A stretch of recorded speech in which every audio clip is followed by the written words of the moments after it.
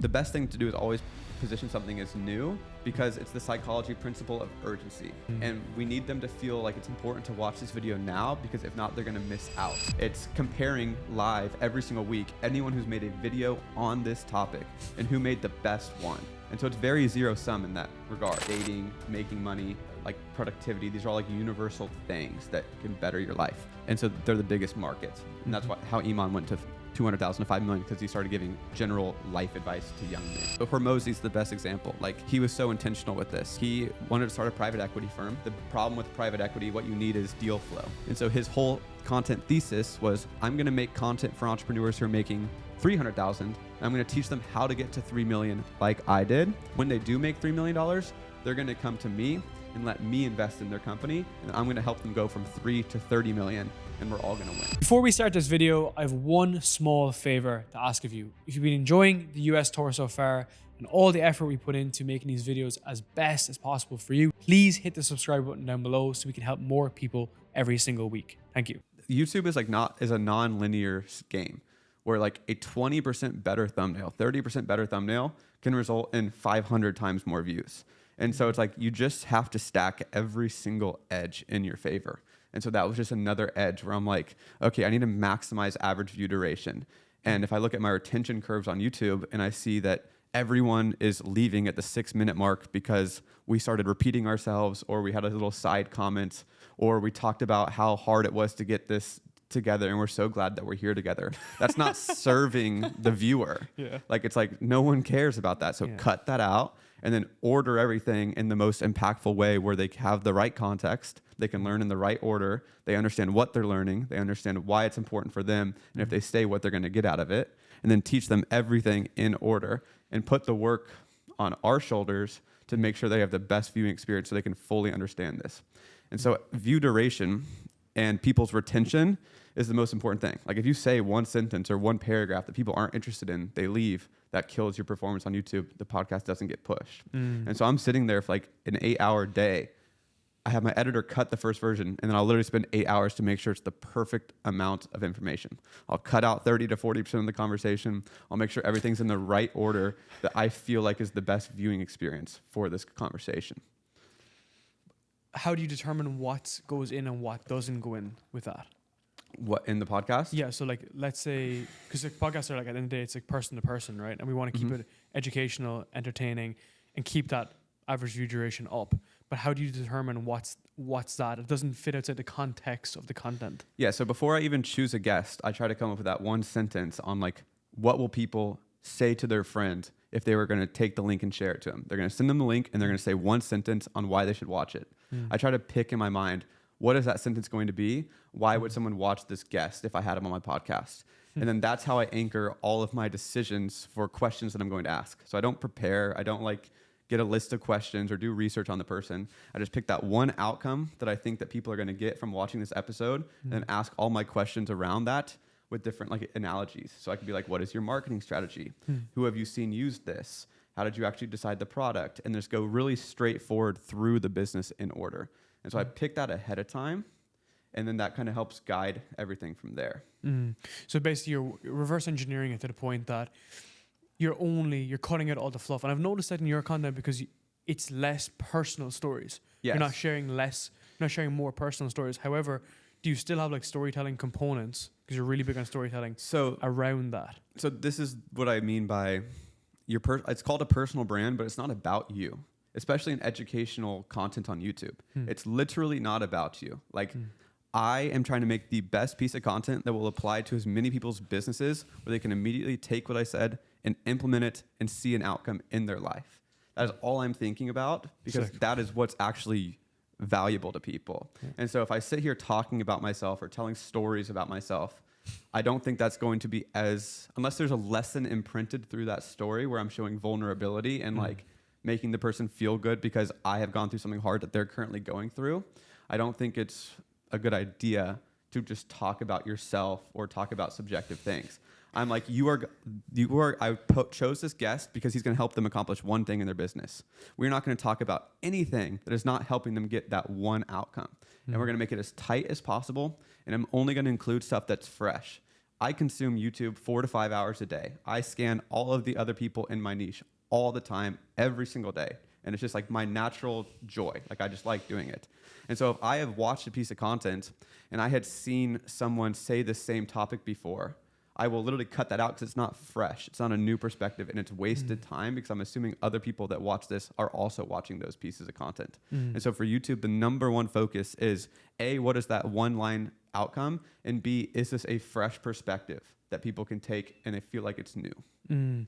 How have you found basically the space developing for educational content in general? Like, do you think that it's basically becoming just very repeatable, as you said? Like, is it hard to find that unique angle and unique space now for you? No, you can make anything, like you can have a fresh take on anything. It's just the problem is everyone's copying each other. Like they'll see a video from Iman or someone that's big in the space and just copy the title thumbnail, or they'll copy the exact same points and then wonder why it's not working. Like they don't understand like the underlying ether of why that video was exciting for people and why it got spread around. And so I don't think anything's changed other than the fact that YouTube has gotten so good at sending your video to the exact amount of people who are interested in that topic. So like it's to the point where you can literally choose how many views you're going to get on YouTube. Like assuming, I always have the perspective that it's not about the skills that you have. It's not about how good you are at editing as far as like how, if you know every effect and every way to edit, it's all about taste making and your flow and how you're actually able to convey this concept. And so it's like how, like, it's literally your taste. So on YouTube, you can literally, in my opinion, I know how to make a good video. I know the science of flow. I know the science of good editing, pacing, storytelling, all of it. I have all of the baseline skills. And so then once you have that down, and a lot of other people do too, but you can objectively choose a market to go into. And YouTube has gotten so good at basically, if I use the word software on YouTube in my videos, they're only going to show that video to people who have been showing interest in software. And so then I can just look at how many views are the average software videos getting this week. And then that's my marker for success. Okay, the most popular software video that had the word SaaS or software in the title got 100,000 views. The second one got 70,000. So that means if I post a video on software next week, my goal is to get 100,000 views because I want the number one video for that topic. And that's my upper limit for success. And so you can literally choose how many views you get by being conscious of what market you're playing in. So YouTube is like micro markets based off search terms now. This is crazy, by the way, because I've learned so much of this from you specifically. Like I've literally watched your videos and change, and specifically like titles and software or whatever that is. And the reason being is because people can be super overly specific with their title, and the TAM shortens. Yes. So explain like how you think about that, because I definitely shot myself in the foot with that, and I've reverse engineered it. But my fear is if I'm too open with the title, like basically like how to make money online, that could mean fucking anything. It's a balance. Okay. It's an art form. Like you have to really choose. And so it's like some people, I have a girl who's in my coaching program and she was like, Laura Acosta. No way. Yeah. So she is in LinkedIn. And so it's I'm like best mates with Laura. Literally spent like last week with her. Yeah. So she is like literally the number one content creator for the word LinkedIn. Yeah. And she just consumes that whole market. Like if for the word LinkedIn, she is number one, 20, 30,000 views per video. That's the whole search volume. And so she feels the pressure to like broaden out and go bigger. But it's like, objectively, you are like the best creator. So why would you want to switch? You are doing what everybody wishes they could do in your niche, but you feel the pressure to get more and more views. And so it's really important to pick the strategy. I think everyone fundamentally does not put enough time in thinking through their strategy. Like if your business is teaching people LinkedIn and you're getting the most views on LinkedIn, just keep dominating it while you have it. But if you want to go broader, then you're playing in just different keywords. And so for the language that you're talking about, this is what I always use my example of like a newsletter video or a one-person business. Those are both the same thing. Such a good example. Yeah, one-person business or a newsletter. The exact same thing, but the way you're framing those words on the title and thumbnail to get someone to actually click. Most people know what a newsletter is. They've already made the mental decision that they don't want to start a newsletter. It's old. They've tried it. It's hard, whatever. So they'll never click on that video because it's not new to them. But if I open up the language slightly and say it's a one-person business, not only does that feel achievable because you don't need to build a whole team or raise all this money, but it's also new and exciting without really giving away what it is. And so people will at least be curious to give you the click. And so that's really important. Obviously, you don't want to say how to make $10,000 a month with a new business model, right? Like that will be a little too broad. And so this is where the thumbnail is really subtle for that video. because I have the Beehive logo, I have a Reddit logo, and then I have another newsletter tool logo. And so anyone who was interested in newsletter, who's in the world of newsletters, could see that and know it's for them, while simultaneously people that are a little less educated on the industry are just open. Like it could be anything for them. So it won't deter them in that way, in that regard. Correct. Okay, so this is so fucking good, man. I knew this was going to go. But I will say also that is only important for the click. The next most important thing is the first set of words you're saying in the video. Okay. Because we'll get to that. Yeah, we'll get okay. to because there's so much in this already. So looking at someone like Lara, and it's specifically around LinkedIn, building a personal brand on LinkedIn. If she was to remove the LinkedIn word from there and go personal brand, does she then fall into a category of, let's say, like Dan Cole, all these bigger guys? Well, personal brand is even smaller. So personal brand, I would say if you make the best video, you'll get 30,000 views on average per week. And just so you know on how YouTube works, you're indexing against your competitors on, like, let's just say every Monday for the week for that search term, you're going to go up against anyone who posts a video with this keyword in the title. So if you make a video on personal brand, I make a video on personal brand, she makes a video on personal brand. Then YouTube is just going to compare my CTR and average view duration to your CTR and average view duration. So it's not like if I get 8% and a 5-minute average view duration, I'm just going to match. This video is going to get 1 million views every time. It's comparing live every single week anyone who's made a video on this topic and who made the best one. And so it's very zero sum in that regard. Like the best video will get 80% of the views, the next one will get like 15%, and the next one will get 5%. And so YouTube just wants to serve the best piece of content, and so they index it on the search term and then compare each week. So you can make your best video ever on a topic, your best video, but then Iman makes a video on the same topic, and his is just slightly better. And you're going to get no views, and you're going to get a 10 out of 10 and wonder why. But he won't. So I want to go into a deeper example. So personal branding, LinkedIn, we run a bunch of podcasts that are super specific. Like it could be like HR or payroll, okay? And I see that search volume being incredibly low, okay? So in that regard, let's say if it is like an Iman that makes a video on HR, he's still going to get 1,000 views because it's only a small market. Is that the way you're describing it? Yeah, so this is everything I'm going to give you advice on is in a vacuum, but there's so many variables at play that they're going to play off of each other. And so the best way to increase your click-through rate is to get anyone who watched your last video to watch your next one.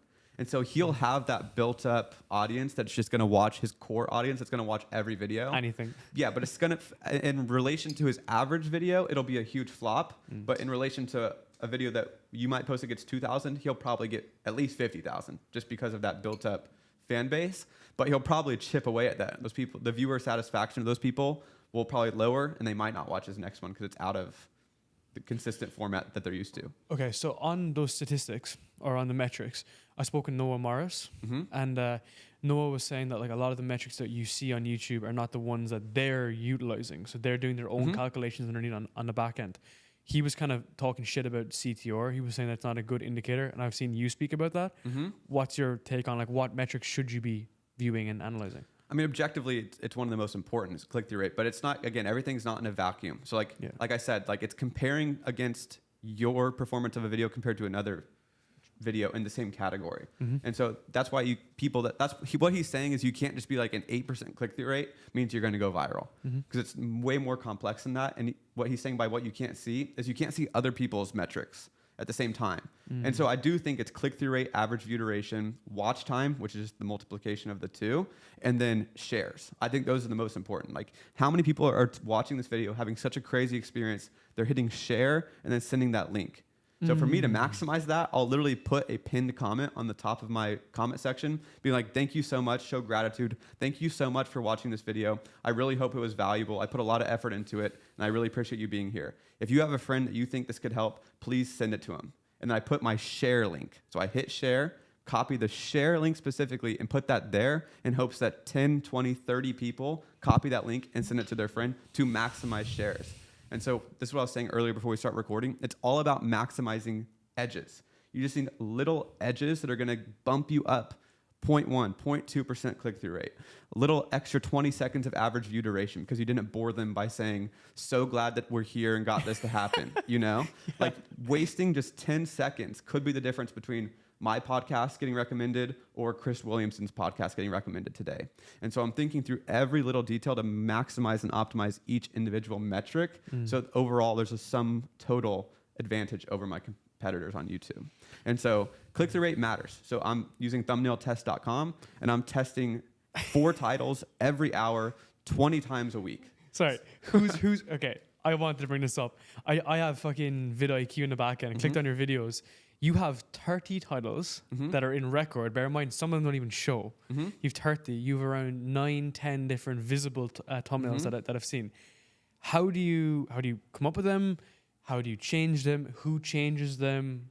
Everything you see on my channel is me, except for the person who cuts the first version of the podcast.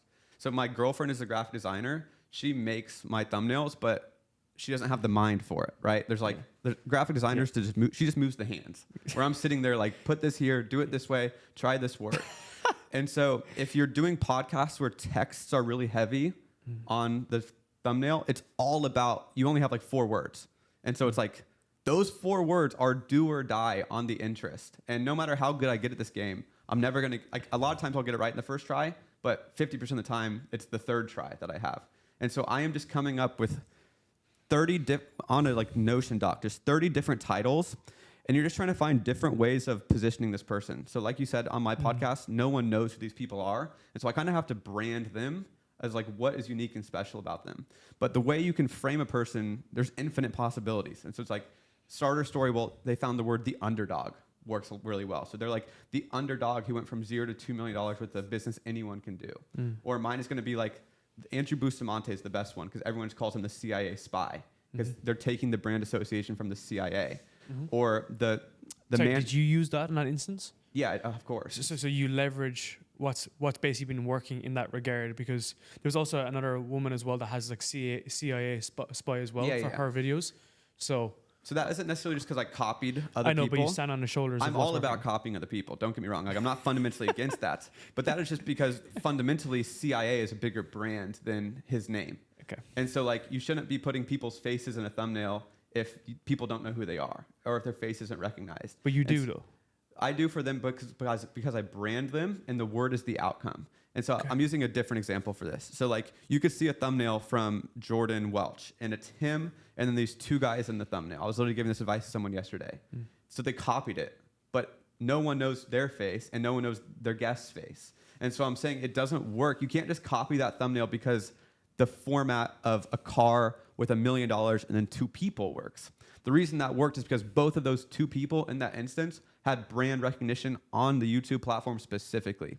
You can get a famous person that's famous on a different platform and no one on YouTube knows who that person is. So their face isn't adding to the thumbnail. And so that's really important to understand. But you're testing all these different options because you don't know what's actually going to resonate. And so when I say you can copy, look for titles and thumbnails that did really well, like on an outlier score on view stats. But at the same time, don't just take that at blank value, or at face value. Understand that it's because the language they used was simple to understand. It was really clear. So I love my girlfriend because I'll literally just like every like 4 hours, I'll just like with no context, I'll just say a title very broadly. I'm like, the man that can make anyone go viral. And then I look at her and she's like, yep, that hits. Like there's no like objective reality other than the fact that she understood it very simply and it was clear on what you would get out of that podcast. And so that is an art form of like, it needs to be under 50 characters because anything over than that gets cut off on mobile. Truncated. Yeah, exactly. So it's like you have 50 characters and there is one best way to frame this person and how are we going to get there? And so I'm writing out 30 and then typically the first one, like the first title I come up with, there's one piece of it I like. Ooh, I like how he's the social media expert. Okay, so I'm going to start with that. The social media expert who can make anyone go viral. Okay, that might be a little too cliche. Then the social media expert who made $10,000 with 0 followers. Ooh, that feels more achievable. I like the 0 followers angle. And I'm finding all of these different angles until I just get shorter and shorter. And on around the 30th one, it's like, that's perfect. And then I just choose the 4 best throw it into thumbnail test, and then let them cycle through every hour. Sorry, when you say throw them in a thumbnail test, does that mean that they rotate naturally? So thumbnailtest.com is probably the best. I've used TubeBuddy. I've used the YouTube native platform one. Thumbnailtest.com is the best because it actually shows you shares, comments, average view duration times, click-through rate per title and thumbnail. And then it also lets you test titles, thumbnails, plus the combination of thumbnails and titles every hour automatically. And so I can just put 20 in there the night before and set it to hourly for 2 days, and then it will just change it every hour and then give you the specific data. So and it's only like $30 a month. So it's by far the best. So when do you know that it's hit? Because in my instance, I changed titles quite a lot, and success leaves clues in retrospect. If I look at my graph on vidIQ, I can see that, like, all right, if I didn't change it from here, it has made a jump. So is there some sort of model on the back end of that determines what's a winner and it picks the best one? Yeah. So any incremental increase is a win. And that's why you see I'm changing it 20 times. It's because if I see so first you have to have a baseline for your channel of like what is my core audience on the first few hours. It's like 7.5% or up is like the average for my channel on a podcast for the first CTR. Yes, for the first day. And so if it's below 7% in the first day, I fucked up objectively. So I'm fighting for my life, calling my girlfriend, like, you have to cancel your lunch plans. Get here right now. It's like a priority, you know? She lives an amazing life. She doesn't work. This is her only job is thumbnails. Okay, she's not working very hard, but she knows that it's a priority. And so if it's under 7%, my baseline is what I call it, then I am like, my whole day is only focused on making sure I get this above 7.5% right now. Then the next day, day 2, since it's less of your core audience kind of just lingering, any incremental increase is a win.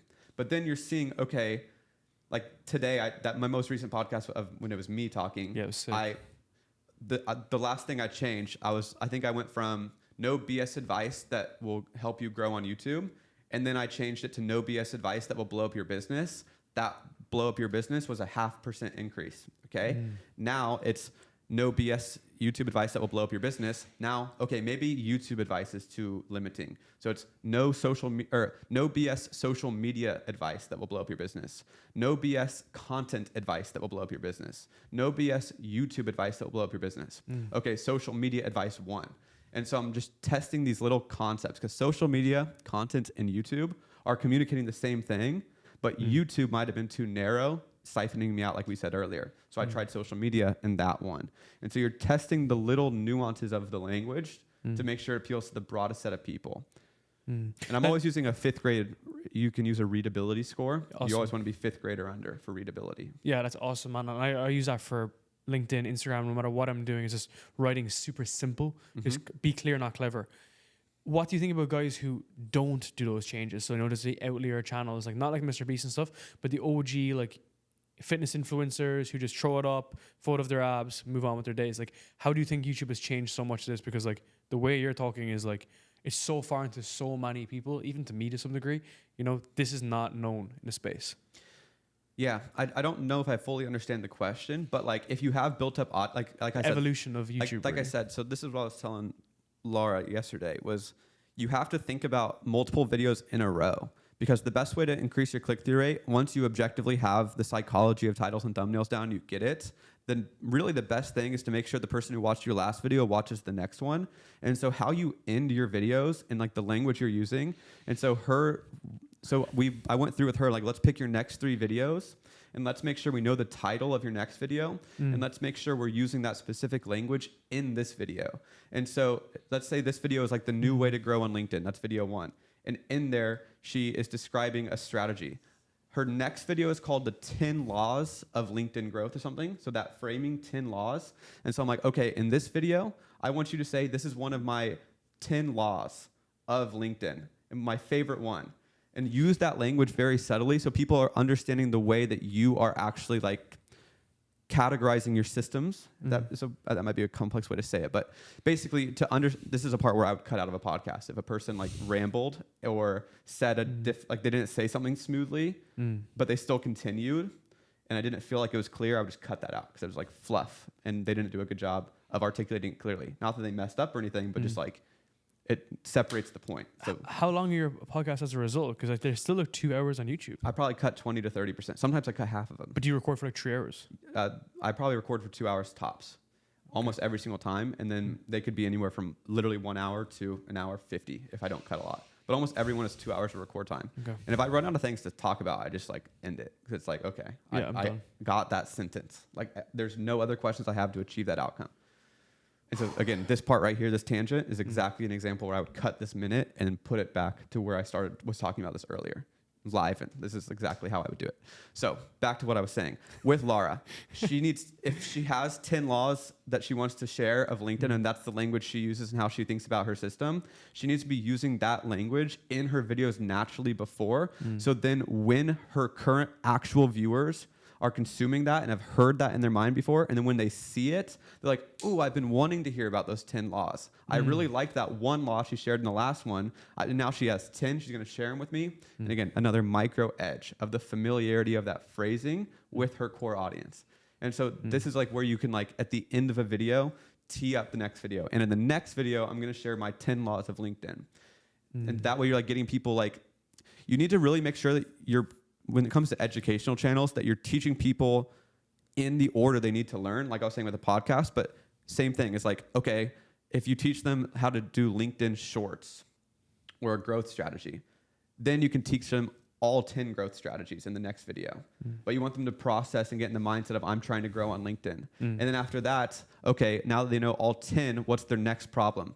They're probably constrained on time. So let me give them templates in the next video. Okay, now that I gave them templates, what is their next problem? And you're trying to make sure you're making decisions on what video to make that's solving the person's next problem in sequential order. Or if you're just jumping around making random LinkedIn videos, there's going to be a lot of fall off because they might not have that problem. But if it's in order, you know objectively, if they watch this video, they had that problem. Now it's solved. By the nature of me solving this problem, a new problem exists. So what's the next video in that order? To help them learn and process at a good pace. So it's almost like you're creating like a journey, like a course for them effectively, like you're solving that problem along the different aspects of the journey. How do you think about frequency in terms of releases? Because something like this, like Lara in particular, she scripts. We can talk into kind of script writing and stuff too, and setting that up. But should there be a focus on a combination of volume and quality? So think about how long it takes for the person watching to process the video, to like wrap their head around the idea. They've never thought about this before. They've never even considered this. You're giving them let's say you're making a video on why they should start making videos on LinkedIn. Okay, they watch that. They're sold on the fact that they need to make videos at LinkedIn. They walked away. No one remembers what you say. They walk away with one belief change, one sentence. You know what? I need to start making videos on LinkedIn. She's right. That's the only thing they're going to walk away with. Then that's going to go into their subconscious, and they start thinking about it for the first time. Then their subconscious, their computer, is going to take 2 or 3 days to come up with an idea, because now they're taking in information under the lens that they need to make LinkedIn videos. So now they're taking in inspiration, taking in ideas for a video. Then 3 days later, this idea comes to them in the shower, and they're like, "Oh, fuck, that'd be a great video. I was supposed to make videos on LinkedIn. That's actually a really good idea. I should do that." Well, then if they've never made videos before, they have to go watch a YouTuber on how to shoot their first video. They have to get an editor. How much time is that happening realistically? Probably a week or two before that first LinkedIn video gets posted. And so for this example, I would say then you just spread out your next video where you estimate that they posted their video and their next problem has been presented to them. And so you're trying to predict the processing time for someone based off the new belief you gave them. And so when I was making no-code AI SaaS videos, you would notice if you go back, they're probably 2 or 3 weeks, maybe even a month apart, because I knew how hard it was for people to process AI, then figure out how to use no code, actually try it, and then be ready for the next example. Because if I'm just making a video every day, they're going to get overwhelmed. And that's the number one reason people don't finish courses, is overwhelmed. There's too much content, and they don't feel like they're going to learn what they need to in an efficient time. Like they just don't have the time to give. So I think courses should be as objectively as short as possible. And it's your job as an educator to make the decisions on what is important for them to know and what is probably already figured out on their mind. So don't just make content to make content because it looks valuable. That's interesting, because there's like the debate then that it's people will say the criticism is that it's too basic. Now I know it's not, because it's concise, it's clear, but it's that's the argument, that it's too basic. There's not the elaborate crazy things that buff out programs? Well, basic is assuming that what you're saying is a commoditized information. Then you shouldn't even make a course in general. Like my course for YouTube is very concise and very short, but I'm not sitting there saying this is what click-through rate is. I'm like assuming a level of understanding. I'm assuming a competence level, and I'm doing that based off what is available for free on YouTube. Because anyone that's going to buy a YouTube course has probably consumed every YouTube advice video. And so have I. Like I watch all of Patty Galloway's interviews. I watch all of Mr. Beast's interviews. So I've consumed all of that, and I'm literally choosing what to put in my course based off what's not out there and filling those gaps. And I'm making them very concise and very quick to give you like those little subtle nuances that can make things click. Because if I tell you that you need to get a really good thumbnail, and it's all about click-through rate, you're not thinking about all the downstream important metrics after that, and then you're just banging your head against the wall. It's theory versus practice. It's all the different edges. Okay, so let's transition from CTR title into the video itself. We got a lot to get through. So we transition into the video. Specifically for podcasting, you actually solved my question on that, which was the fact that how do you almost script or write the storyline of the podcast? But for video specifically, what's your viewpoint on scripting, storytelling? How do you incorporate that? Or should you have some of it that's a bit off the cuff? Yeah, if you don't have time, you don't want to hear me yap, just go read the book Influenced by Robert Cialdini. We'll chat about that too. Cialdini, It's all psychology is the answer. So, and the same thing applies for your podcast or not. The first 30 seconds is when 50 to 60% of people are going to leave, no matter what. And so you need to obsess over those first 30 seconds and make very quick decisions on, is this the most important thing that I can share right here? If not, cut it out. And so the first questions of my podcast, this is where intentionality is really important. I am choosing guests who no one knows. They're young kids. They're remarkable. They've made a lot of money, but no one knows their name or their face. And so I need to give them credibility out the gate. Give people a reason they should listen to this random kid's advice. So my first question, how much money do you make? Okay, you make $200,000 per month. How old are you? 17. How the hell do you do that? And it's just straight to the point, because those are all different psychology principles. So it's who this person is, their authority, how old they are. So are they relatable, or what's the context on the person? And then what do they do? The desired outcome. So if you want to make $200,000 a month doing X business, you should watch it, because this kid's doing it at 17 years old. And I conveyed that most important information with precision in 15 seconds. Any other words would lose 10, 20, 30% of people if I wasn't that optimized. Because I get 100,000 views on my podcast. Your retention after the first 30 seconds is 50, 60%. That means 40,000 people, a full football stadium worth of people, left because I used the wrong first sentence. It's brutal, but that's how important it is. And so I use, when it comes to my 10-minute talking head videos, every single sentence has to be a new psychology point, or like a bold claim or an outcome. And so it's like, in this video, I'm going to show you 10 ways to make $10,000 per month. You should listen to me, because I have made $10,000 5 times in my life, something like that. And in this video, I'm going to show you exactly how I did it. And at the end, I'm going to whatever. So you're trying to tee up that's not the best example, but it's just like define a big claim, whatever they want, their desired outcome. One line of your authority, why they should listen to you, why you should be giving them advice, how we're going to achieve that outcome, and then just get into the video. When you get into the video, then how do you make sure that the pacing and tonality and the cadence runs really clear as well? So it's not just like big hook and then underdeveloped idea. Underdeliver, but maybe not, because maybe it's really valuable, right? Maybe it is 10 points that are really valuable, but there's something about the energy that you bring, the tonality of it, that's not at that level, you know? Yeah. Because the performance. Yeah, on-camera performance is fun. Like, that's like, like I could turn it on right now. It's like, you need to do facial expressions like this. Like, dude, you have to get excited about it. It'll feel so unnatural when you're recording, but it's so engaging to look at when someone's talking like that. And so you just have to do it. And then hand motions, like I am moving. The act of me moving is making my voice sound more dynamic. Like when I'm shaking like this, there's voice inflection. So that's like, you're going to sound more interesting. You have to move. No one wants to listen to a brick wall. Your tonality, you have to be excited. You're literally trying to transfer an emotion to the person on a camera. And so if you're not excited about it, how do you expect them to be excited about it? And so like those are like the main things just to think about on camera. It's like the visual aid. So like whether I'm using hand motions to speak or hear or look at the time, the person watching is going to be able to connect those dots, and it's much more like pleasing because it's less sensory required for you to like really pay attention. Since I'm adding other elements, it's easier to process the information, so it feels soothing. And so same thing with editing. Like editing is not about the coolest graphics or the coolest animations or the most skilled editor. It's about pacing with music and showing the visual aid that helps the person consume the information the easiest. And so it's not at all about like how good someone is at the technical ability. It's their taste. And music and sound is the most important thing.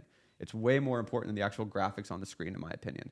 It's, is this getting you excited? Are you engaged? Are you emotional? And can you, like, is the pacing correct where there's no break of flow? Because if you're giving someone new information, you're speaking at the right pace.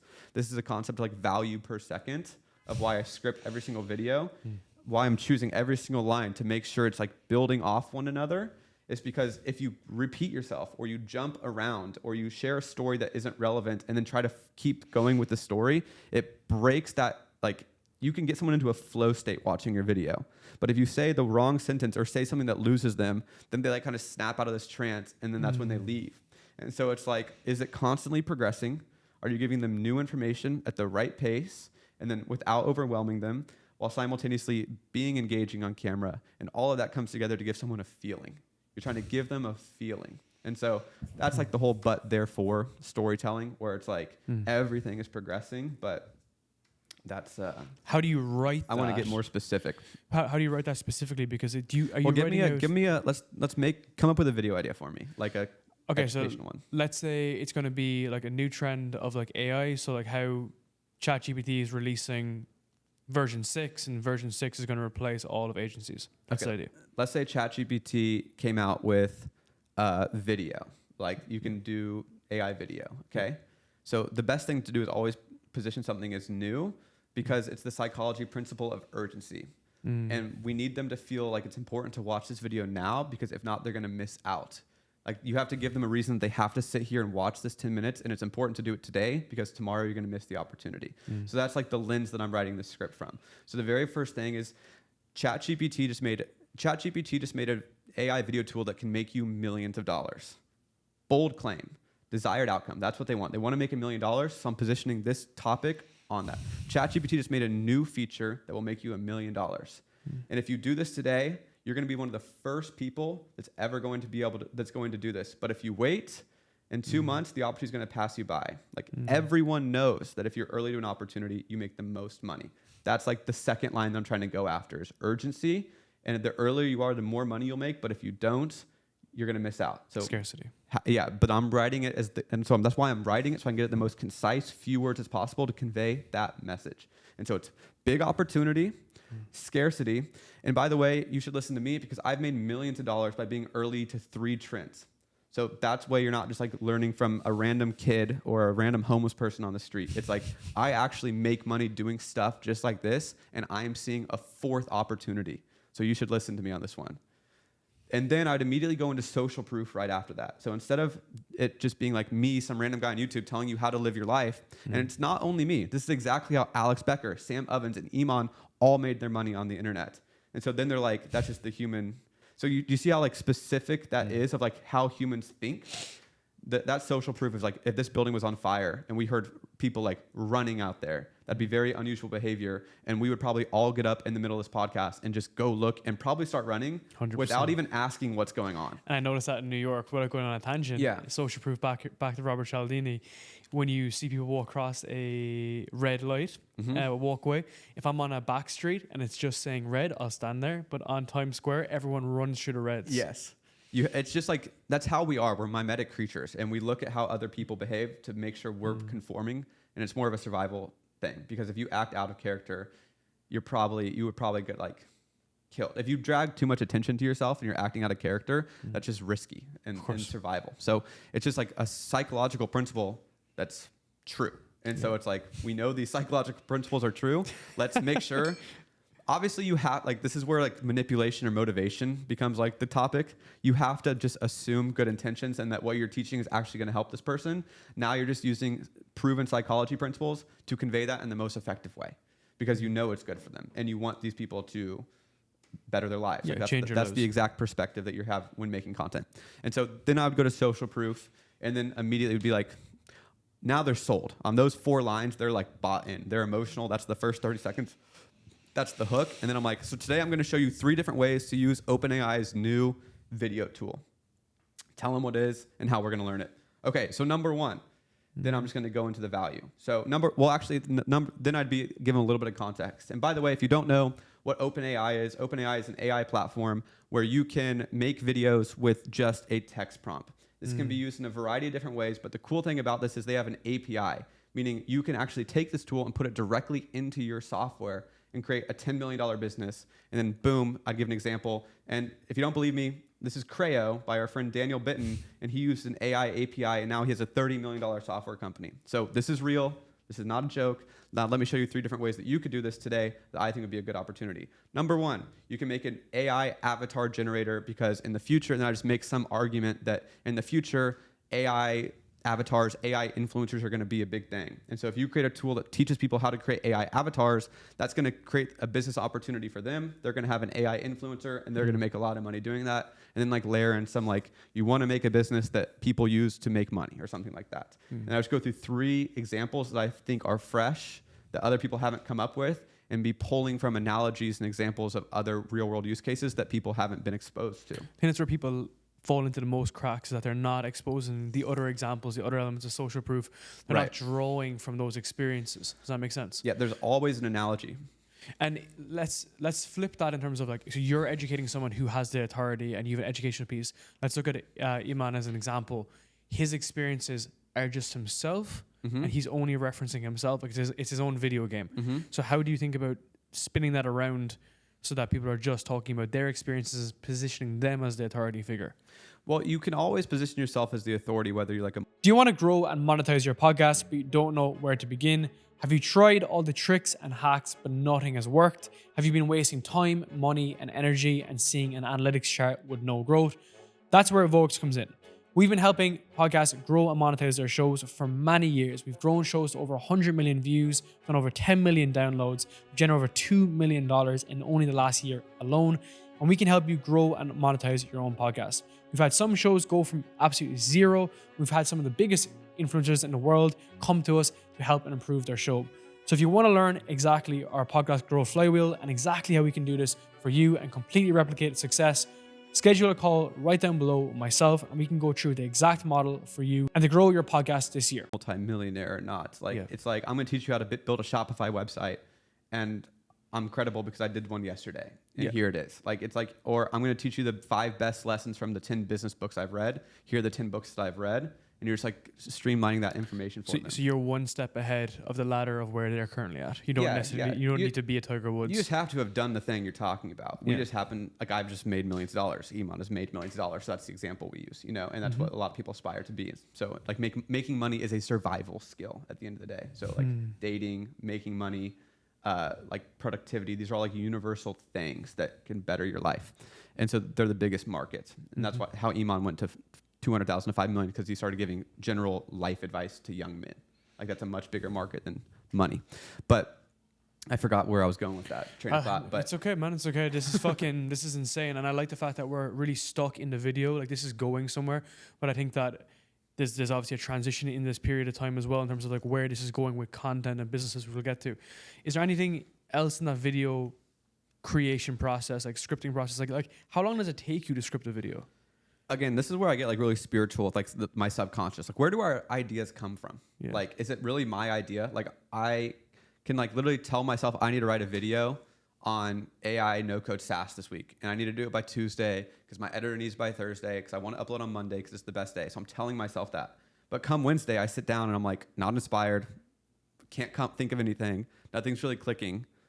But then Friday morning, all of a sudden, I wake up, I had to drink a cup of coffee, and I'm like, holy shit. And then it just like flows out of me. In 30 minutes, I have like the whole thing. And then I'm gonna go refine it and revise it or whatever. But like, there's no way for me to like sit down and be like, I have to do this week. Like for me, I have to like let it sit. I have to come up with that one sentence, the concept of the video, let it sit, and then it spills out. But if I have that one sentence, that one concept of like what the person will get out of this video, then at least how when I am writing, how I'm thinking is everything I'm adding in this video is just a different angle to convince someone. So it's like, if you want to convince someone to start an AI no-code business, I need to show them examples of how people have used this AI to make money. I need to show them 3 different ideas so they can get their creativity sparked. I need to get the psychology principles so they understand the stakes and the context of why it's important now. And so I'm making every one of these decisions around that one line. And that's how I'm choosing to include. It's like every one of my videos will be like when I was doing no-code SaaS with Bubble, I'm like, Bubble is like Shopify, but instead of building a store with no code, you can build full-blown software apps with no code. So drag and drop. And so you try to find something that they're familiar with and then give them that tangent. Same thing with like WAP. Like I always say, the Amazon of digital products, because you don't need any other context other than you know exactly what it is now. How do you think about how that comes into building offers on the back end, right? So there's a lot of schools of thought here, and I want to get your idea. You should always start there. Start with reverse engineer from the business you have. I've always knew exactly what I was selling or going to sell before I ever made content. Like that's where you start. It's like, okay, because at the end of the day, in the most direct way possible, like YouTube is just an engine to find customers for you, right? And so if you start making videos like, I wonder what I'm going to sell, you're going to just attract random people, and then you're going to make a half-assed product to try to appease those people. Where instead, if I just define, okay, I'm trying to build a no-code software for newsletter writers, I need to therefore attract an audience of newsletter writers. Let me go survey YouTube. Where's the attention for newsletter writers? What type of content can I make for newsletter writers that will attract them, actually be helpful for them, and then I can present my tool as a way to better their life. And so I'm always starting with an offer or with a plan, and then I'll come up with a content strategy to attract the person that naturally needs that thing. The content thesis behind it. Content thesis, yes, exactly. So Hormozi is the best example. Like, he was so intentional with this. He wanted to start a private equity firm. The problem with private equity, what you need is deal flow. You need people that are willing to let you invest compared to the other 1,000 private equity investors. Why are they going to choose you to be the person that buys their business or works with them? And so his whole content thesis was, okay, I want a private equity firm. I need deal flow. Therefore, and what is deal flow? Well, typically I need companies that are making around $3 million. And then I can help them go from 3 million to 30 million. That's what I'm going to help them achieve. So I'm just going to invest in the long run. I'm going to make content for entrepreneurs who are making 300,000, and I'm going to teach them how to get to 3 million like I did. And then they will have watched 20 hours of my content. I will be the reason in their mind why they got there, because I told them such valuable information that when they do make $3 million, they're going to come to me and let me invest in their company. And I'm going to help them go from 3 to 30 million, and we're all going to win. That's like his whole content thesis, but you have to start with the private equity. So it's private equity. What does private equity need? Deal flow. Deal flow, how do I get deal flow? I need companies that are $3 million. How do I find those people? I need to create them. His content helps create them. Let's look at his example specifically as well, because I think this is interesting. So would you say he did a revamp of his content when he went down this approach? Because he had the podcast before, right? It was like gym advice for gym owners. But when he switched to evergreen business content, do you think that was the inflection point? Because that's how so people fail forward and they kind of random shitty piece of content, and then they're like, okay, I want to get my shit together. So was that his inflection point to be like PE firm? Yes, 100%. Because he was selling a really expensive course on gyms, or a community on gyms. Again, I'm super pro course. I think it's super helpful, the most valuable thing in the world. But objectively, he was selling a super expensive course community, teaching people how to get customers for their gym. Awesome business. Then he sold that.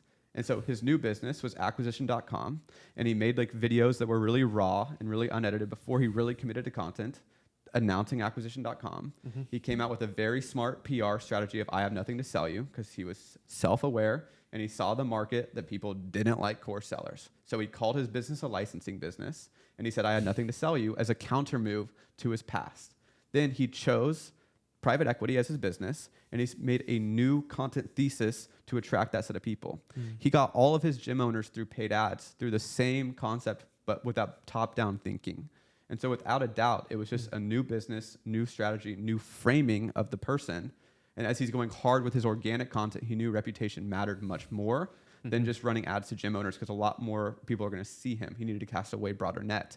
And so he knew what he was going to be doing, casting a broader net, getting a much bigger audience. And to counter that, he created a PR strategy that he knew would play well against his past. Does that make sense? Yeah, absolutely. I hope I'm not exposing anybody. Alex, I think you're really talented. Like, this is not like a... No, we're dissecting. I just want you guys to all know that if you want to be successful in content, this is how intentional we think. Yeah. Like, there is no successful person that is not this aware of the game you're playing.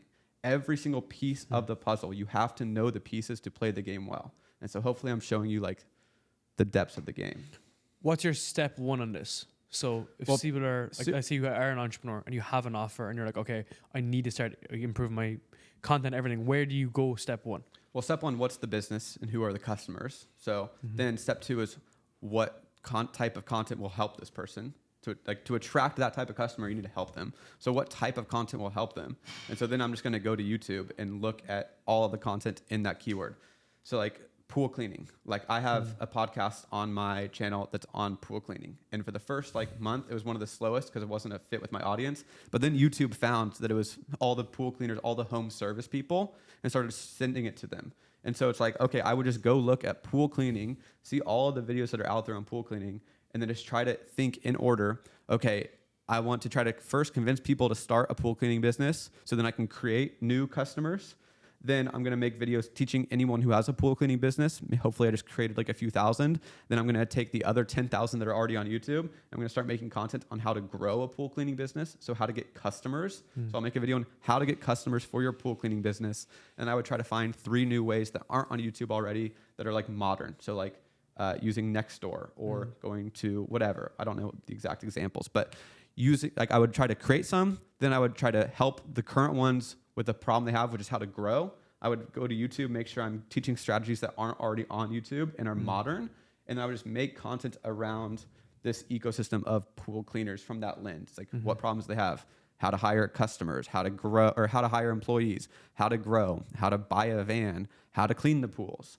Like pick consciously what video will get the most views to get you the most customers, because you can make a video on like how an easy side hustle to make $10,000 per month as a high school kid in the summer. Like that would be like a business model or that'd be a video teaching people the business model to try to create new customers, where that could get 100,000 views, but only 1,000 of them are really serious and would actually buy your course. Or you can go for people who already have a pool cleaning business and say how to grow your pool cleaning business, and then sell a pool cleaning marketing course. So that way you were going to get maybe 10,000 views on the video, but almost all of them are going to be willing to buy, and they're willing to pay more because they're actively making money with this business.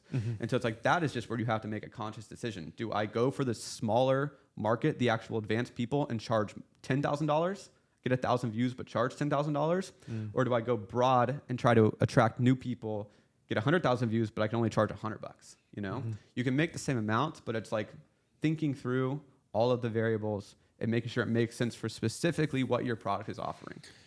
If you're someone like yourself who has stakes in different types of businesses and you have different interests, do you create multiple channels? Now, yes, absolutely. But you didn't for yours, right? It just you didn't have to. Like YouTube has gotten so, like you have to look at it the lens of YouTube is good. Like and it's a really positive thing for beginner channels. Like if you start a new channel today and you make the best piece of content on a keyword, you will get 100,000 views. 2 years ago, if you didn't have followers, it was impossible. And like you would literally have to like grow on Twitter because of retweeting or something, because there was a mechanism for it. Where on YouTube, it was like so hard. Unless you got randomly recommended by a channel, it was like virtually impossible to grow. So now it's really possible for new channels, but at the same time, you have to make the best piece of content now. Like the best piece of content wins each week. And so it's a good and a bad. Like it doesn't help the beginners because the beginners tend to be bad at making videos. That's why they're beginners. So it's not at all about subscribers. It's just the skill gap.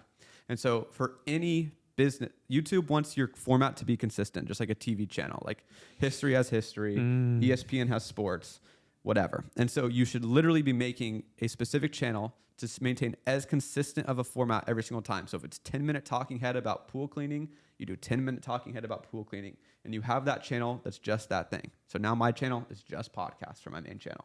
And so once you have that down, you find the format that flows into the business. And so Iman has the best example because he just did this like 6 months ago. His main channel, he used to have vlogs, he used to have 10-minute talking head, he used to have hour-long trainings on how to do SMMA. He had them all in one channel.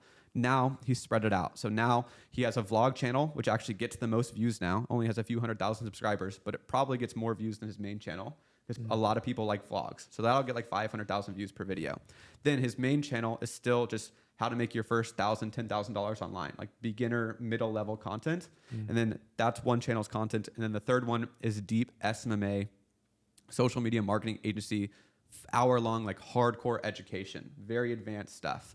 And so for the vlog channel, since it's not actually teaching something that's valuable and actionable in their life, he just sells people a $3 energy drink, his big day drink, or his glasses, the Gaji glasses, blue light blockers. So he's just using lifestyle, vlogging, partying, and then kind of makes a product that anyone who enjoys that content could buy, consume. Then his main channel, people that are a little more interested, so they see the vlog, they're like, how does this guy actually make his money? I want to be like him. They go to his main channel where he's teaching you the 5 principles to make your first $1 million as a teenager.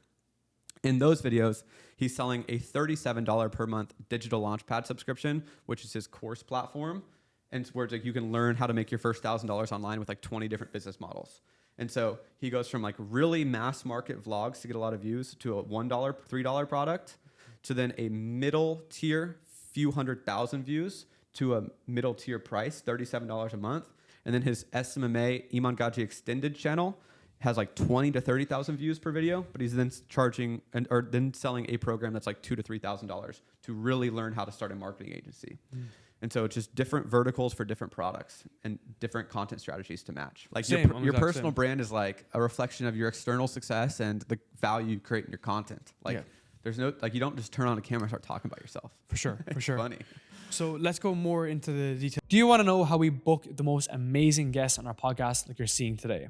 I've created a full template and guide and every single script that I've ever used to get the best guests in the world, and I've put everything together in a simple step-by-step process. If you click the link down below, I'll give you the exact guide to book any guests on your podcast, and I have a full guest management system for you to manage every single guest. If you want to see the process behind booking guests like Justin Waller, Luke Belmar, Sterling Cooper, and every guest in the online business space, click the link down below and you'll get the full guide for free. Thank you. Of like offers specifically. So you mentioned Iman has those different tiers. He's a lot of traffic getting into there.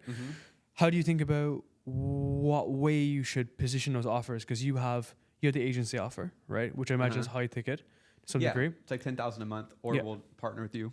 So similar to myself. And as a result of that, I didn't need loads of people because I physically couldn't fulfill a lot of people. So at what point do you think through the lens of like, as your audience grows, what type of offer should you have?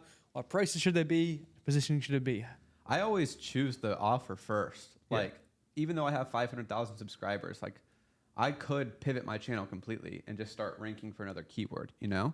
And so I'm not thinking like, I have this audience, now I need to change, I need to come up with a new offer. It's more just like I don't think of it like, I think offer's the easy part, or you come up with that first independently and then you start building an audience around that makes sense for you. Because if you try to build an audience first, Agreed. You can do it either way, but I think my question is more so on like, so let's say the problem that you solve. So you're helping people build a no code, low code app. SaaS, okay, SaaS, right? Let's just put that as the problem you're solving. Okay, that's a problem. There's a huge problem with that. And you started with an agency, but now as you've grown, have you thought about solving the same problem, but it's like, okay, let's add in a course option, let's add in a coaching offer. Yeah. So for that, yes, obviously we had our no code development agency, just a development agency, but we used no code half the time. First, that was like the main business we had for 3.5 years. But then it's like, okay, that's what I was talking about earlier. Like, you can create more customers. And so like my YouTube channel is like convincing people to start a SaaS. And then if they start a SaaS, hopefully we're the ones that can help them build it.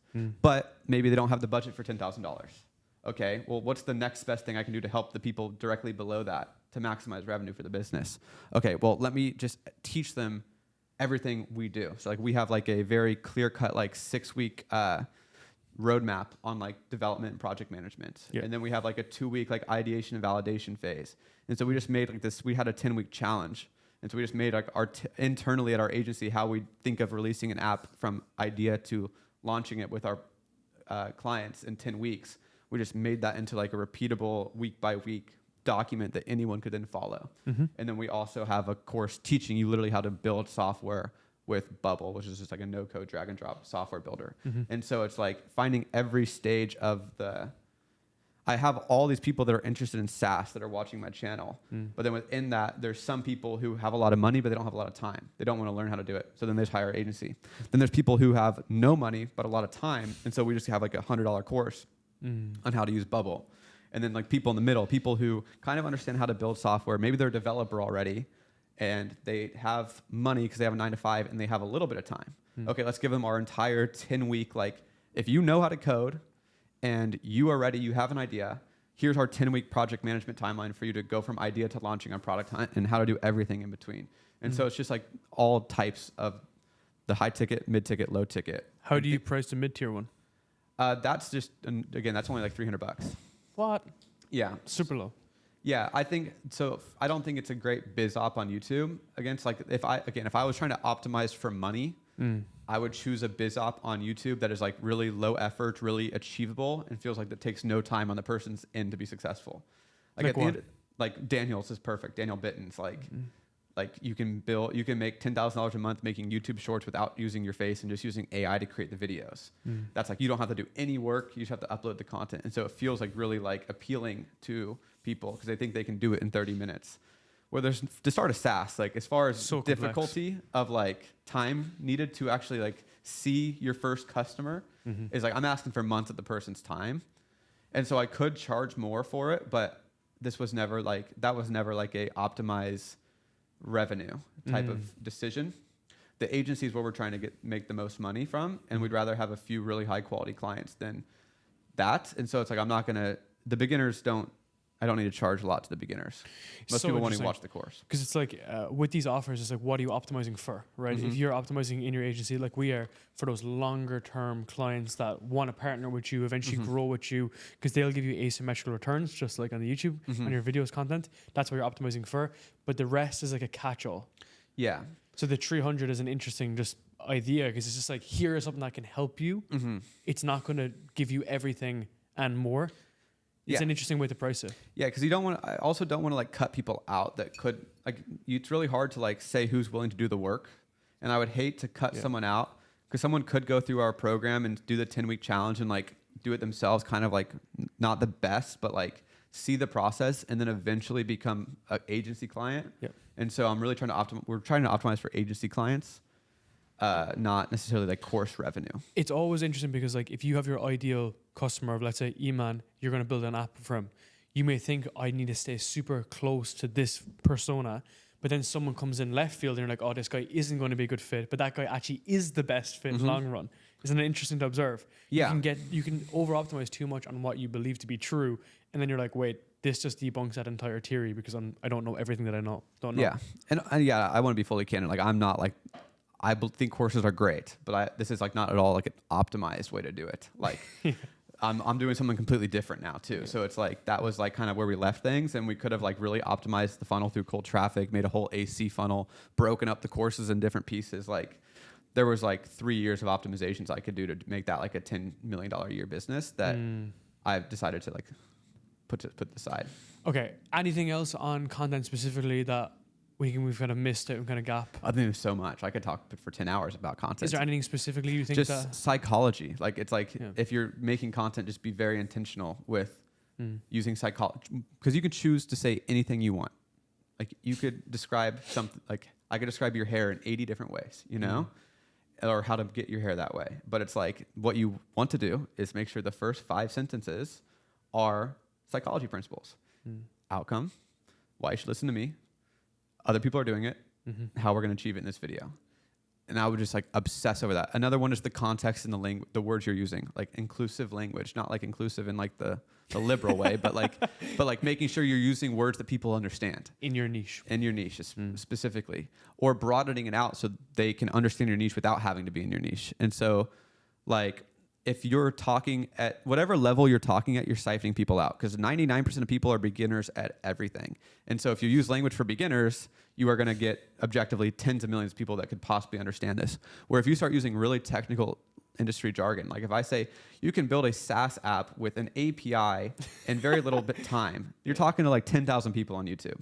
But if I say you can start a software business with pre-built features, all you have to do is click, drag, and drop, and you can make $10,000 per month and be a software founder, that is like more, it's the same thing that I'm communicating, but since I'm opening up the language to everyday people, it can just objectively attract more people. Where that's really, I think that's probably one of the most subtle things. Also, like your sets that you're shooting on should match who, like if you had to make a movie character of a technical software founder, you should be designing and choosing what's in the background so the person viewing this feels like it's a natural fit.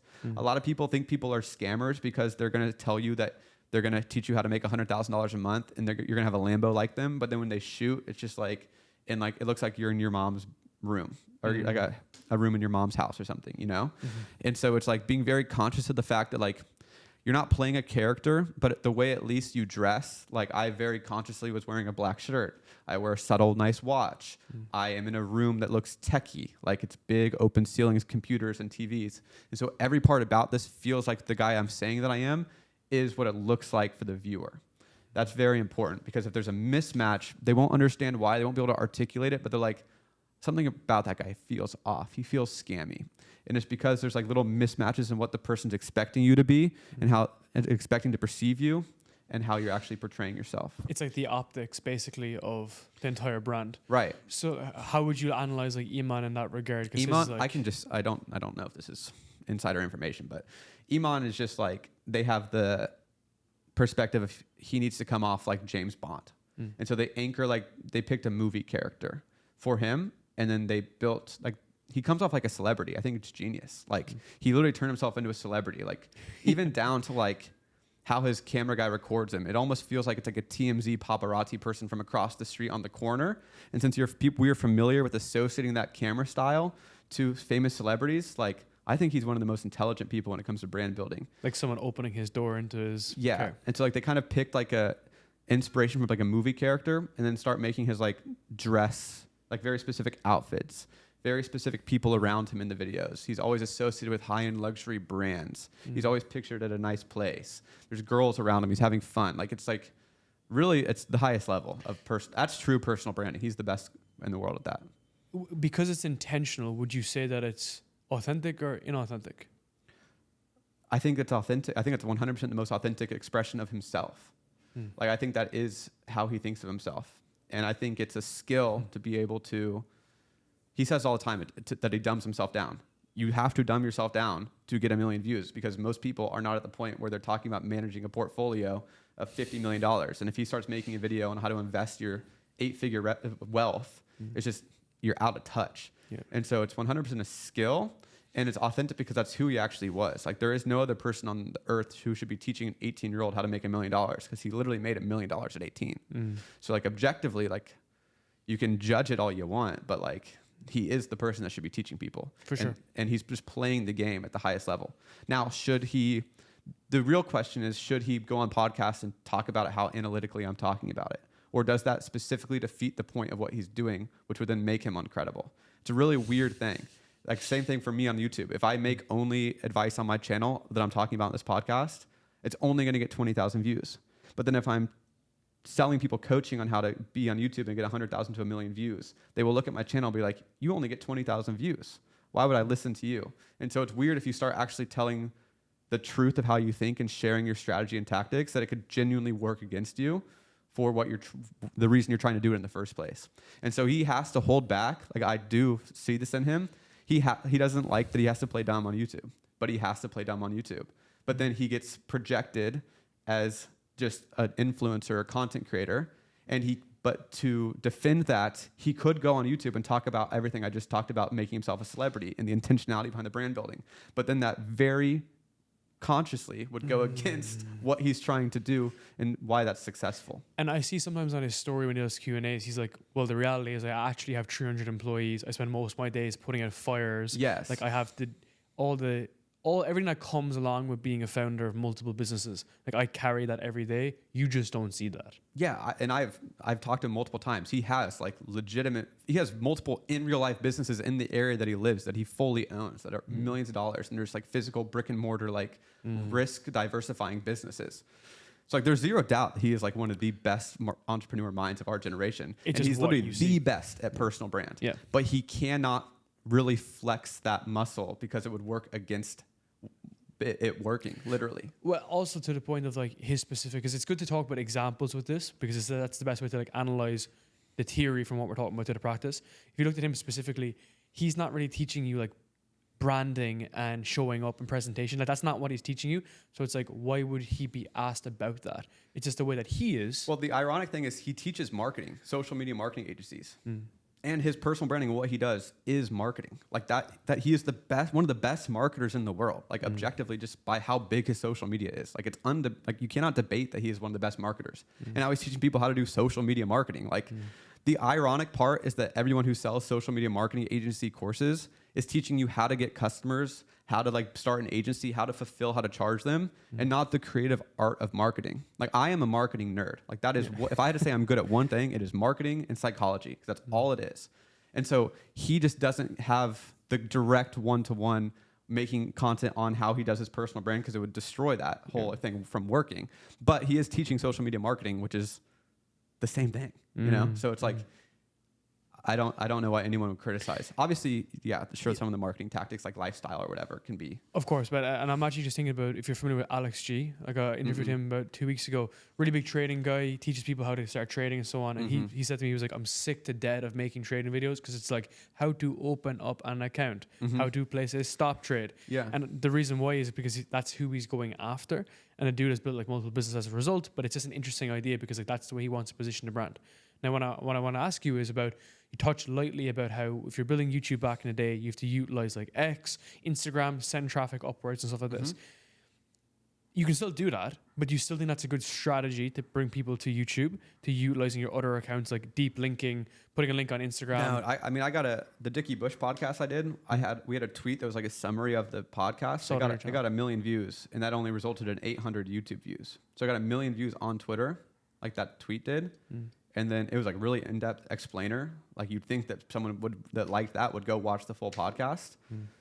But no, it transitioned to only 800 views. I don't think there's a lot of cross-platform. But does it build more of the authority, just to give you the awareness? Yeah, piece? for sure. It's like facial awareness. Like at the end of the day, the goal is to get as many people to see my face as possible. So like he said, I feel like I've seen you before.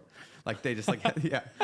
Like, of course you have. Yeah, so like that's like, at the end of the day, that's the top of funnel goal, is to get as many people to see your face as possible. And then YouTube's like middle of funnel. Like they're like actually consuming hours of your content. And then eventually once they hit 7 hours of your content, they'll buy something from you. How come you didn't explore LinkedIn for B2B SaaS, building SaaS platforms? I'm exploring it now. I have a podcast guest that's gonna come on and give me the sauce. Lara? Yeah. Nice. Yeah. Did you interview her in New York? Or did you interview her here? Or she's gonna come back in like the next month or so. But nice. I will say another thing is like I don't like to like talk, like when we talked at the coffee shop today, I try not to do that with my guests. Really? Because my natural enthusiasm, like I'm having them on very specifically because I'm excited to talk to them or to learn something from them. And if I ask those questions before for the first time, when it's the first time where I'm hearing their thoughts or their perspective of things, I get really excited. But then if I have to fake it again, it's not felt to the camera. So I like will not talk to my guests. I'm like, I'll literally say, hey, great to meet you, dude. So excited to do this. I'm going to get set up. I'm not going to ask you any questions until we're recording. And so it's just like very like the first 10 minutes can be awkward sometimes. But when we get into it, it all goes away. And then you'll cut into it. You'll segue into it. That's an interesting take, because my view on that is like, for me, I'm ready to go.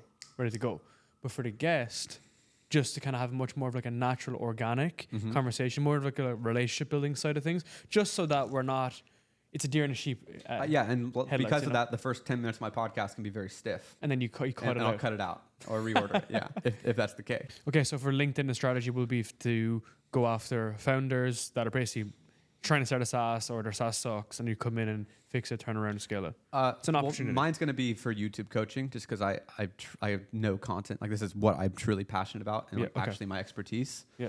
And so it'll just be teaching people on LinkedIn. Everyone feels like this guilt that they need to start a personal brand, or they need to make a YouTube channel, but it's also very intimidating. So I think a LinkedIn strategy for YouTube coaching would transfer, because they might have LinkedIn down, and so they might have like the ego that they know that their content works. Yeah. And so now I just need to take this competent person who knows how to make content and just teach them how to YouTube optimize it. Okay. And I'm not going to just start posting on LinkedIn. Like I would never I know for a fact I don't know LinkedIn. Like, because I know the depth of what it takes to be successful on YouTube. And so the reason I've never done it is I just don't know the depth of what's needed on LinkedIn. I don't know the edges I need. I don't know the dynamics. I don't know the metas. Like, I need her to tell me. But I'm waiting until the podcast specifically so I can learn live in front of everybody. Love it. Okay, so let's say someone is good on their platform, X, LinkedIn, Instagram. I asked Lara about this specifically as well. Her top 10 videos, would you carry over your top performing posts, really diagnose the shit as to why something was working and bring that to YouTube, or do you go fresh? I'm just going to listen to whatever my coach tells me. Like, I am a huge believer in just paying the best people to tell me what to do. But if I were to approach it, I would just think from first principles on what worked on LinkedIn and just make new content. I don't think I would ever go back and repurpose it unless that works on YouTube. Like right now, you can do that in short form. Like I can have like 30 accounts of WH My Podcaster, Brett Pod, Brett Marketing, Brett Life, and repurpose, and that works on short form algorithms. But I don't know if that would work on LinkedIn. Like LinkedIn could be like more about like live news or live information or fresh content. Sorry, I don't know. You dragging people across. Sorry, my question is, if you have people on LinkedIn who are crushing it and you want to bring them to YouTube to build their brand on YouTube, how would you do that? Oh. So you're talking from like to watch my YouTube channel? No, you're trying to Convert them into my program? Yeah. I would honestly, like it's just marketing. So it's like you're literally teaching them like I would reference my success on YouTube, how much revenue YouTube has generated for me. I would reference the way that you could target very specific, you could attract a very specific set of customers who are in a buying mood. You can spend a lot. I would do like the 7-11-4 rule. Like I would reference that where it's like, someone needs to watch 7 hours of your content, but if they do, they'll buy anything from you for life. And so YouTube is like the best platform because since it's video first, you can get much more time. So if you start an hour and a half long podcast, well, you only need to get them to watch 3 or 4 podcasts and then they're like bought in. And so I would just like choose these angles very selectively and use those. Like you have to be logical. Like you have to be able to explain to the person it is valuable. Like it's no doubt about it. But just being able to explain that value proposition very concisely and then prove that you're the person that they should learn from and build up that trust with them. I want to ask you about trends in general because you've worked through multiple phases. So my observations, you've seen like Web3 come up. You were like early on that, no code, low code, everything. How do you decide between what you jump on and what you leave go? So again, the business from the start of my YouTube channel was always software development. It's like before I even had a YouTube channel, I was trying to build a SaaS called Poppin'. It was like a Disney Fast Pass for bar owners, like pay to skip the line at a bar. And I was running a video marketing agency before that, and I took all the money from the video marketing agency and poured it into that. Me and my partner both spent like 25 grand each trying to develop that and build that and do sales and like get into bars. And it was like kind of successful. We got into like a dozen bars. But the problem was we were running out of money. Bars were kind of screwing us over. Like they would like circumvent our system and take cash instead of using our there's a ton of random problems that we didn't expect that we didn't really understand. And so, but we still had these developers on our payroll and we needed to like keep paying because we wanted to keep the business going. And so to neutralize the cost of our SaaS, we started like trying to just like, we're like, well, my partner, Brandon, I was like, dude, is there anybody else you know that needs a SaaS? Maybe we can just like use our developer half-time and then split the time on ours to pay for it, right? Like we'll charge this person this guy's salary and then we'll use him when he's free. And so that was like our software development agency. And so then I started making content where that kind of just like happened, and I started making content because I really got just into, this was like actually not as strategic as I want to make it sound here. I literally was just addicted to trading like NFTs when it was like really popping off. And I got super lucky. Like I've been into crypto for a long time, and I was on Twitter and I saw all these people talking about this trend, and I was just straight on addicted. It was a really fun thing. But then very quickly I started making content. I went from like 0 to 10,000 subscribers in 2 weeks, hit this trend like crazy, and just happened to become like the biggest YouTuber during that trend. But a software development agency also was a very lucrative thing at that time. And so that's where like the software development agency was like established. Like it started with just like us trying to survive with our software, but then very quickly turned into a like very lucrative business model to the point where we like worked with some Fortune 500 companies that was a horrible experience. Yeah, exact same. Yeah, and it actually fell through. So like we didn't even get whatever. It was like how many sign-offs did you need before? How many sign-offs? How long procurement was? Actually getting involved, and then getting a new CEO in that company, the department I was working with, completely evaporated after 9 months of my life. Dude, so that's a whole different conversation. So I said to you earlier, the reason why we stopped working with these blue chip companies is because they were paying out 6 months later. Yeah, It the was net 6 90. Yeah, net months. 90, insane. Not even Net- 90, 180. It's nuts, Dude, I was like very, very small. We had like 4 people and we weren't going to get paid for 6 months later. I was like, sorry, what? You don't get paid for 6 months later. It takes forever to get the deal. Yeah. They expect you to like have like 30 people on your team, and then they don't even care. Like they won't even talk to you about anything they want. It was horrible. And So then the department that's got the reason we left, yeah. yeah, the whole department literally got let go, and we didn't. It was so whatever. That's life. It's all for a reason. But then after that, that demand in that market kind of died down, and then AI became a really big trend. How you see a trend is literally just like, especially on YouTube, is like if there's a big gap between how many subscribers someone has and how many views they're getting, which is a signal of like there's a lot of demand for this topic, but very little supply. If the lower tier YouTubers are capturing that attention, it's like, okay, anyone who makes content on this, the bar is super low, is getting hundreds of thousands of views. And so when ChatGPT came out, I just saw that very quickly again. Like I experienced it with Web3, really benefited from it, and then saw it firsthand. And I was just it's all about speed when it comes to a trend. And so like the second I saw that, I already knew how to write scripts, I already knew how to shoot videos, I already had an editor, I already had a thumbnail, whole system down. And so I made the first video on how to use the GPT API to start a software business, how to make money with the GPT API right when the AI trend happened. And I got like almost 2 million views on that, like very quickly. And so I just nailed that trend because I just saw that, okay, this is a new exciting technology. There's a ton of interest. All of the smaller subscribers are getting hundreds of thousands or all the smaller YouTube channels are getting hundreds of thousands of views. I need to act. Like there's no time. Like I had like a day or two where I was like, I don't know, I'm like the Web3 guy. I don't know, like this is what everyone knows me for. This is what all my people watch me for. I don't know if they're gonna like this. And then very quickly, you just have to like get over that, see the opportunity and capitalize. Like the more you think, you're gonna talk yourself out of something. So you got the AI trend aspect, and then you tailored it to software. Because that's what the anchor is, the software development agency. Yeah, that's interesting. And so it's like, so this is where I call them segues. And so like I've had 3 segues in my channel. It was Web3, and that segued to AI. But it's a natural segue because it's still in the context of like advanced technology, or not advanced, but a new technology with like software elements. And so I saw AI, I was like, okay, new thing. How does this apply to my core content style? So that was my anchor. And then same thing, the AI trend was kind of dying down, the attention was leaving. So I needed to like, AI is still kind of interesting, but just the GPT, how to make money with ChatGPT is like really overplayed and not real. Like it's definitely played out. And so I was like, okay, well, no-code SaaS is also becoming really popular right now. We're using Bubble at our agency to like build front ends for people very quickly.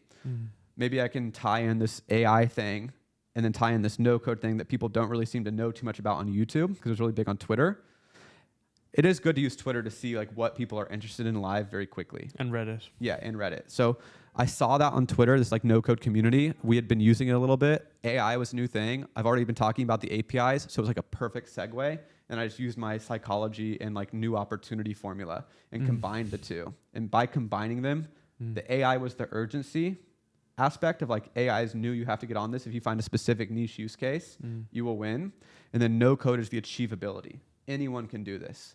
Where if I just use the AI API and talk to developers that know JavaScript or whatever, or JSON or whatever, it wouldn't be as like sexy because they're already way more familiar. But with all these people who have always wanted to start a software company, but it's always been too expensive or too technical, I use the language with no code to like counter that objection. Okay. So AI is new, no code is achievable, and then the anchor to my no code software is why it's a good strategy for me. When you made those little handbrake turns, did you find that there was a big churn in your audience? And the reason I'm asking is because I think what I'm fearful of is changing my channel from just being podcasts. Yeah. Whereas like there's guys that are in my team, and I'm at a point whereby I should be creating YouTube content around people starting podcasts, building podcasts, growing podcasts, different aspects of it, because it's already there. It's on LinkedIn. I have thousands of ideas. They're all done. And then the debate is, do we create a new channel, or do we put it through this channel, or do we run them side by side? So for me, those all had overlap because like if you're interested in Web3, you weren't just, people are like not in a vacuum. Like we all have like 7 interests at the same time. Yeah. And so there was overlap between Web3 and AI, and I call that overlap new technology. So these like future technologies.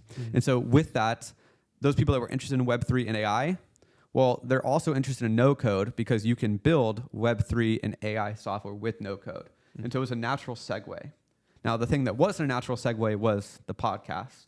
But I've also seen that when I do a podcast with a young kid building AI SaaS, always going to get 100K, like 200K, like Daniel, like going to hit immediately because that I just have that group of people. And then it's a big enough market. Like SaaS is a really good market on YouTube. I talked about this in my whole like trends series on YouTube. If anyone wants to go watch it at the start of the year, I called SaaS was going to be a huge trend. And since then, it's like the market on YouTube is like 5x, like everybody's views on average. People are getting really into software right now.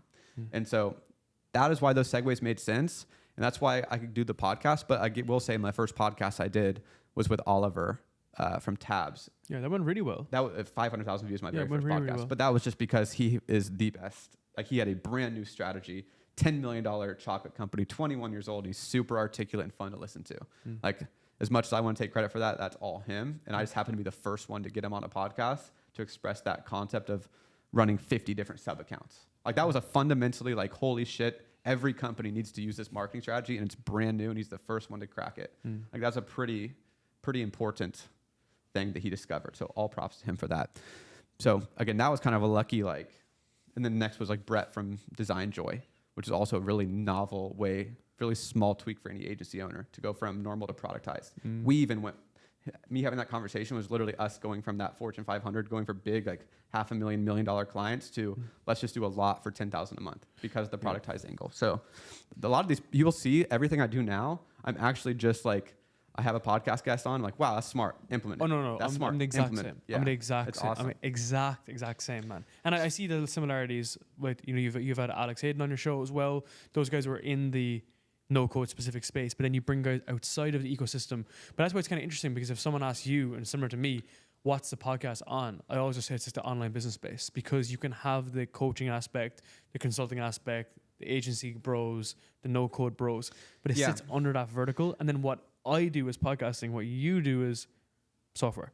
Does that make sense? Correct. So for me and you, it feels, it works. And it fits. It just like the glove fits. My concern with myself, and I would love your feedback on this, is like, do I create a second channel? Yes. That's just going balls deep. That's on the side. No one even knows about it. It grows on itself if it grows on itself. Because again, like we talk about the TAM of it, the TAM of podcasting is, people that are interested in podcasting is high, but the TAM of people who want to do a podcast is microscopic. Bro, it's like 100,000 people. First off, the answer is now always 100% you make separate channels. You shouldn't even post your podcast clips on your main channel. Like, stop doing that if you're doing that. You mean shorts? Yes. Well, are you posting YouTube clips like 10 minutes of... Stop doing that.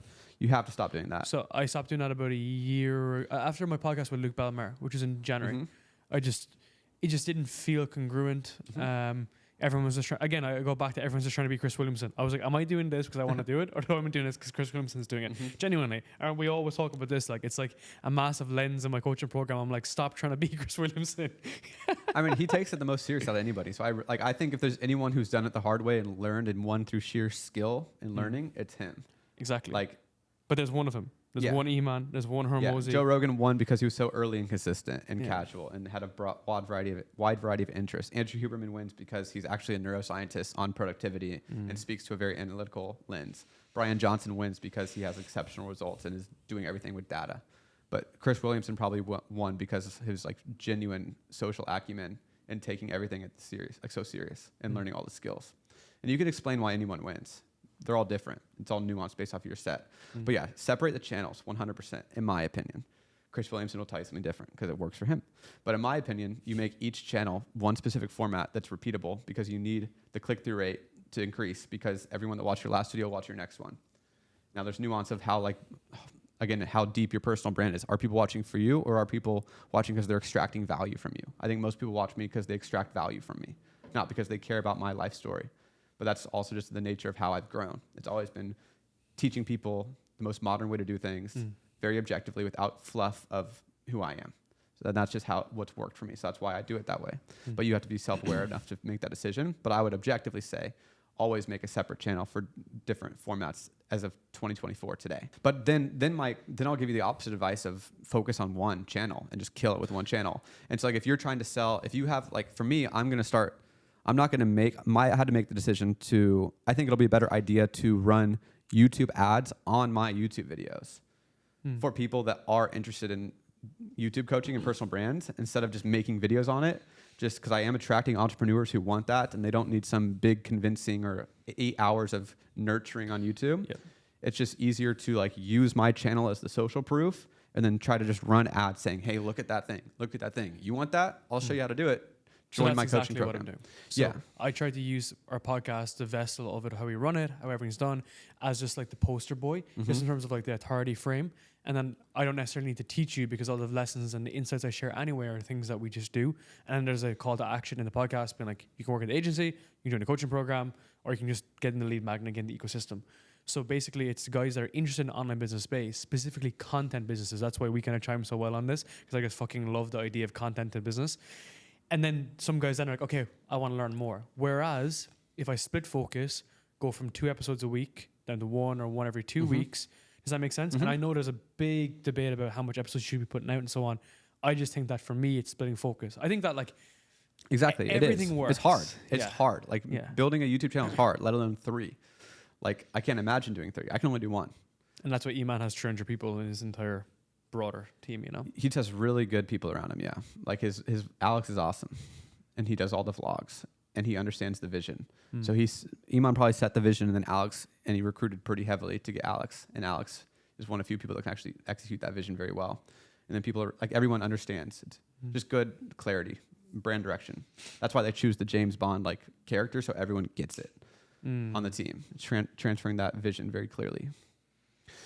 So yeah, you have to put it all into one, in my opinion, though. Like at the end of the day, it's like the reason I am doing what I'm doing now and left what I was doing in the past, even though I was making good money, is because like if you look at the most successful people in the world, they typically got there from one big one.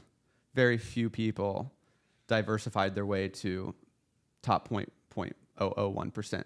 And so it's like I'm trying to join the biggest ship and then bring all of the value, all of my skills, everything I built up into that one big thing to balloon it 10 times bigger than anything I can create independently with people that are equally skilled at their domain. The coolest thing about it is I'm seeing different intelligences, which is very, very cool. So let's analyze that. So let's have a look at WAP versus school versus other platforms. Like what are you thinking in terms of like the future of the online space and how you can basically have the most seamless business in the space?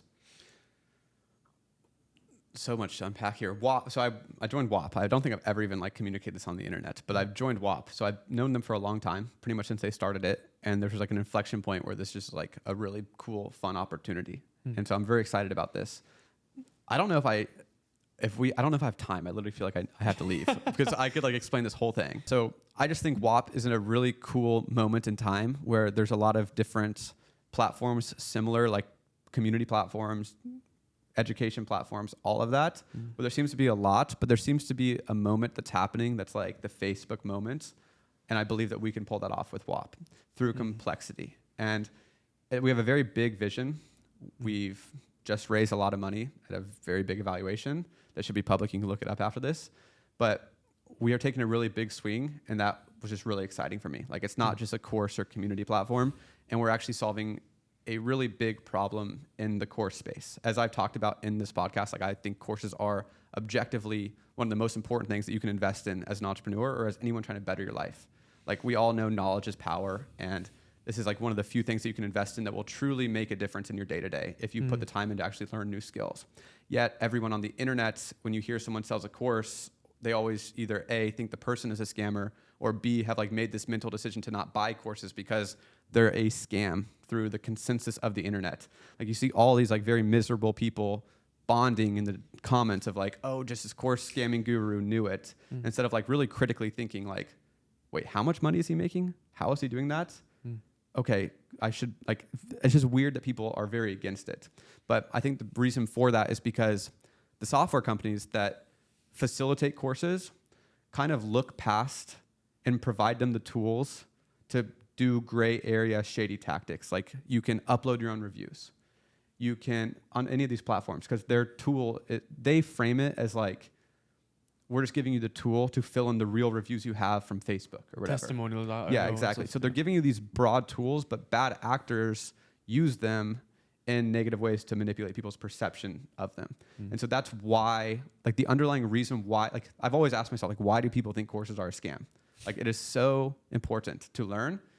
Colleges teach you really out-of-date stuff for way too much money. And now we have the opportunity for everyday people who are actually the best at their field to just make a course and transfer that knowledge into your brain for $200. Yet people have like pushed back against that. And I think it's because the technology companies that facilitate this are giving you tools that encourage and enable bad actors with very gray area shady tactics, like uploading your reviews. They kind of lie to you with the copy on the screen, like order not complete. Like there's like all these really small subtleties that after you go through it, you just feel weird as a consumer buying courses to the point where the whole world is like pushed back.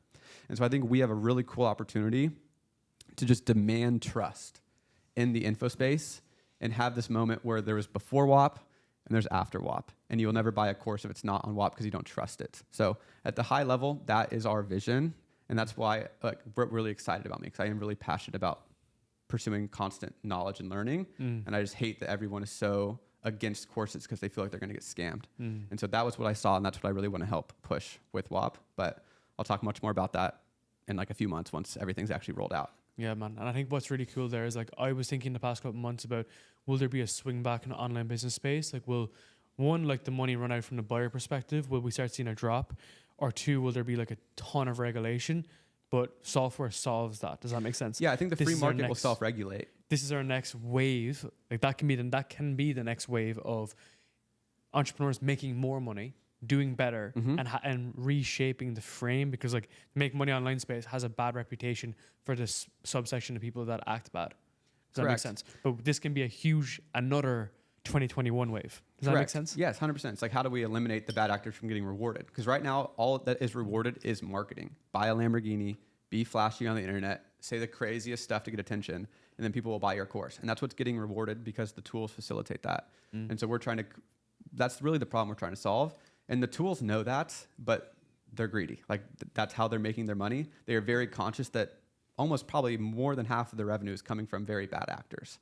But they don't get involved because they don't have the liability, because they're just a set of tools. And I have a problem with that. And so we think that we're going to try to solve that, and it's going to kind of change the way people perceive online education. Yeah, man, that's going to be sick. This was so awesome. Awesome, dude. I appreciate you having me. This was fun. It's my favorite thing to talk about. So